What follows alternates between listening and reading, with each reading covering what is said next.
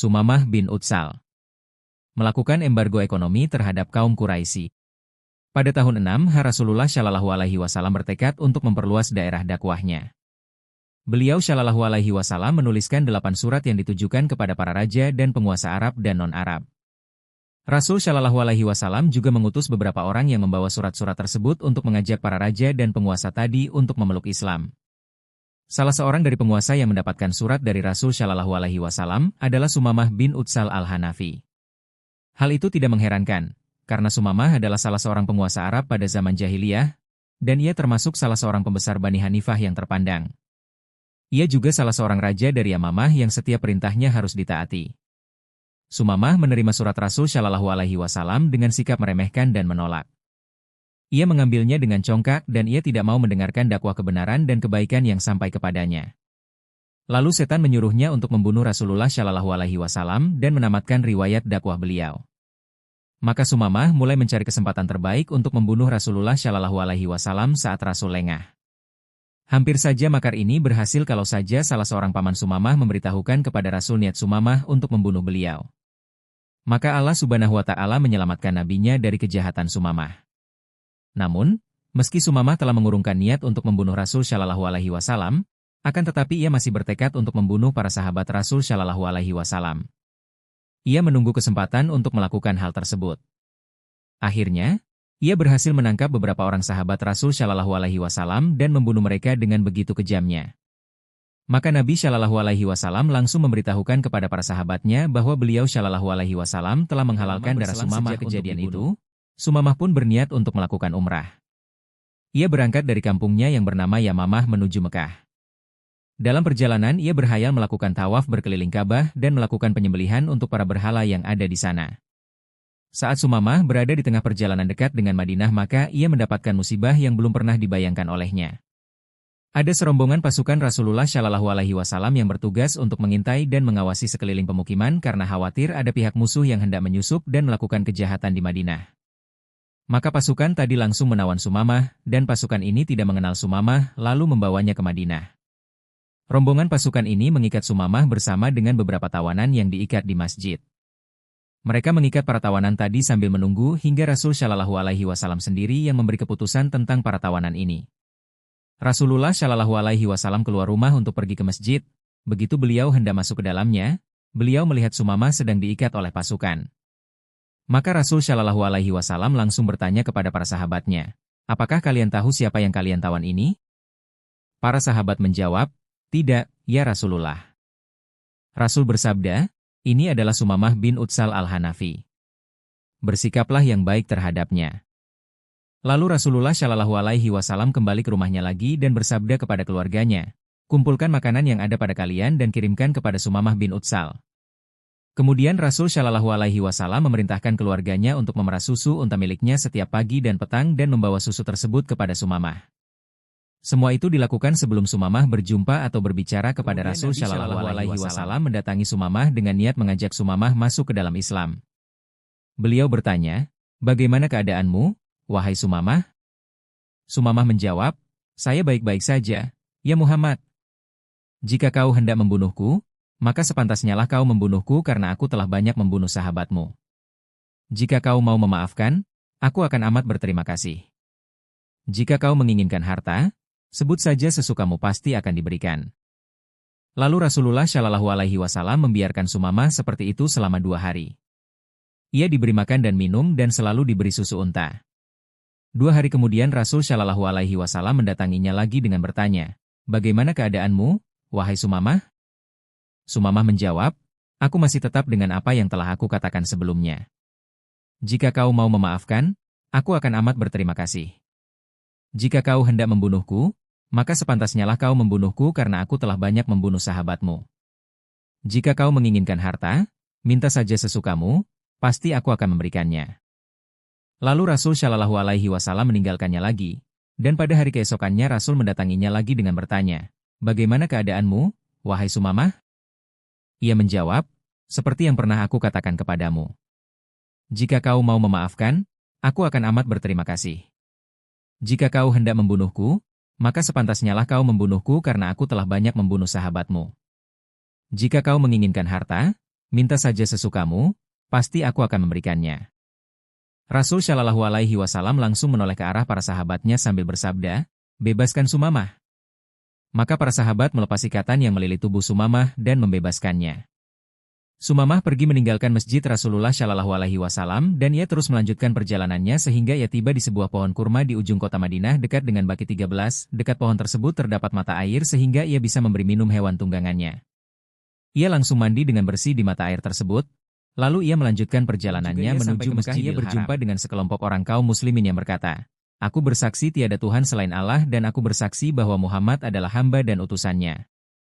Lalu Sumamah kembali lagi menghadap Rasulullah Shallallahu Alaihi Wasallam seraya berkata, ya Muhammad, demi Allah tidak ada wajah yang paling aku benci selain wajahmu. Kini, wajahmu menjadi wajah yang paling aku sukai di muka bumi ini. Demi Allah, tidak ada agama di muka bumi ini yang paling aku benci selain agamamu. Kini, ia telah menjadi agama yang paling aku cintai. Demi Allah, tidak ada negeri yang paling aku benci selain negerimu. Kini, ia menjadi negeri yang paling aku sayangi. Lalu ia menambahkan, aku telah banyak membunuh para sahabatmu, lalu apa yang akan kau lakukan padaku? Rasul Shallallahu Alaihi Wasallam bersabda, engkau tidak akan dicelakakan, karena Islam telah menghapuskan kesalahan yang pernah dilakukan oleh seseorang. Rasul Shallallahu Alaihi Wasallam memberitahukan Sumamah akan kebaikan yang telah Allah tetapkan pada dirinya karena ia telah mau memeluk Islam. Raut muka Sumamah langsung sumringah dibuatnya, dan ia langsung berujar, demi Allah, aku akan membunuh kaum musyrikin berlipat-lipat dari jumlah para sahabatmu yang telah aku bunuh. Aku akan menyerahkan diriku, pedangku dan semua pengikutku untuk membela agamamu. Ia lalu berkata, ya Rasulullah, aku tertarik dengan kudamu karena aku berniat melakukan umrah. Apa yang mesti aku lakukan? Rasul Shallallahu Alaihi Wasallam bersabda, pergilah untuk melakukan umrah, akan tetapi harus sesuai dengan syariat Allah dan Rasul-Nya. Rasul Shallallahu Alaihi Wasallam lalu mengajarkan kepadanya manasik yang mesti dilakukan. Sumamah pergi untuk melakukan niatnya hingga ia sampai di Mekah. Ia berdiri dengan meneriakkan talbiyah dengan suara kencang, labbaik Allahumma labbaik. Labbaika la syarika laka labbaik. Innal hamda wa nikmata laka wal mulk, la syarika lak. Aku penuhi panggilan MU, ya Allah. Aku penuhi panggilan MU. Aku penuhi panggilan MU. Tiada sekutu bagi MU, aku penuhi panggilan MU. Nikmat dan kekuasaan adalah milik MU. Tiada sekutu bagi MU. Sumamah menjadi muslim pertama yang masuk ke Mekah dengan meneriakkan talbiyah. Suku Quraisy mendengar suara talbiyah yang diteriakkan oleh Sumamah. Mereka menjadi berang dibuatnya. Mereka segera menghunuskan pedang dari sarungnya, dan berlari ke arah sumber suara untuk membunuh orang yang berani menyusup Mekah dengan membaca kalimat tersebut. Begitu kaum Quraisy datang menghampiri Sumamah. Ia malah memperkeras suaranya meneriakkan talbiyah. Ia menatap ke arah suku Quraisy dengan gagahnya. Salah seorang pemuda suku Quraisy berniat untuk memanah Sumamah. Lalu suku Quraisy yang lain mencegahnya seraya berkata, celaka kamu, apakah kamu tidak kenal dengan orang ini? Dia adalah Sumamah bin Utsal Raja Yamamah.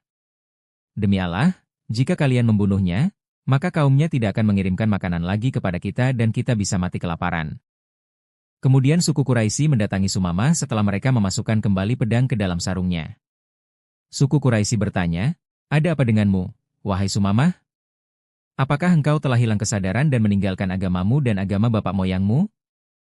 Sumamah menjawab, aku tidak hilang kesadaran akan tetapi aku kini mengikuti agama terbaik, aku telah mengikuti agama Muhammad. Ia menambahkan, aku bersumpah demi Tuhan pemilik rumah ini, Ka'bah, setelah aku kembali lagi ke Yamamah, kalian tidak akan pernah menerima kiriman gandum atau komoditas apapun dari sana sehingga kalian semua mengikuti agama Muhammad. Sumamah bin Utsal menjalankan umrah sebagaimana yang diajarkan Rasul Shallallahu Alaihi Wasallam di hadapan para suku Quraisy. Ia menyembelih hewan sembelihan di sana sebagai pendekatan diri kepada Allah bukan kepada para berhala. Ia pun kembali ke negerinya dan memerintahkan kepada penduduk Yamamah untuk menghentikan pengiriman produk kepada suku Quraisy.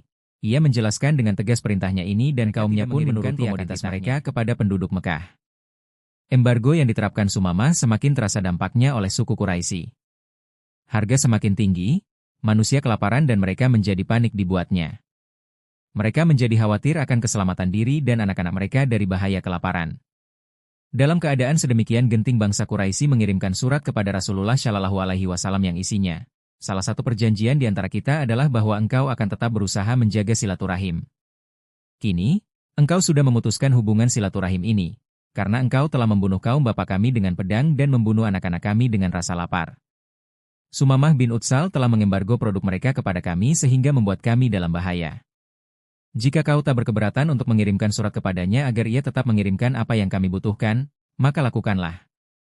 Lalu Rasulullah Shallallahu Alaihi Wasallam mengirimkan surat kepada Sumamah agar ia mengirimkan kembali komoditinya kepada kaum Quraisy, dan Sumamah langsung melakukannya. Selagi ia hidup, Sumamah bin Utsal senantiasa memelihara agamanya dan menjaga janjinya kepada Rasul Shallallahu Alaihi Wasallam. Begitu Rasul Shallallahu Alaihi Wasallam wafat, banyak dari kalangan bangsa Arab yang keluar dari agama Allah secara bersama-sama atau sendirian. Saat itu Musailamah Al-Kadzdzab melakukan dakwah di kalangan Bani Hanifah mengajak mereka untuk beriman kepadanya. Sumamah yang tahu akan hal itu mendatangi Musailamah dan berkata kepada kaumnya, "Wahai Bani Hanifah, hati-hatilah kalian dengan urusan kegelapan yang tiada cahaya di dalamnya ini. Ketahuilah, demi Allah ini merupakan bencana bagi orang di antara kalian yang mau mengikutinya. Ia juga merupakan bencana bagi orang yang mentaatinya." Ia juga menyerukan, "Wahai Bani Hanifah, tidak pernah ada dua nabi dalam masa yang sama. Sungguh Muhammad adalah Rasulullah dan tidak ada nabi sesudahnya, dan juga tidak ada nabi yang diutus bersamaan dengannya." Sumamah lalu membacakan kepada mereka, "Diturunkan kitab ini, Al-Quran, dari Allah yang Maha Perkasa lagi Maha Mengetahui, yang mengampuni dosa dan menerima taubat lagi keras hukumannya, yang mempunyai karunia. Tiada ilah yang berhak disembah selain Dia. Hanya kepadanya lah kembali semua makhluk." Quran Surat Ghafir 40:1-3. Ia lalu berujar, "Bagaimana kalian dapat membandingkan kalam Allah dengan ucapan Musailamah, wahai kodok yang bersih, alangkah bersihnya dirimu. Tidak ada minuman yang dipantangkan bagimu, dan tidak ada air yang kau buat keruh." Lalu Sumamah bergabung dengan mereka yang tersisa dari kaumnya yang masih memeluk Islam, dan menyerang kaum murtad sebagai jihad di jalan Allah dan menegakkan kalimatnya di muka bumi. Semoga Allah membalas kebaikan Sumamah yang telah didedikasikannya kepada Islam dan kaum muslimin. Semoga Allah memuliakannya dengan surga yang telah dijanjikan bagi orang-orang yang bertakwa.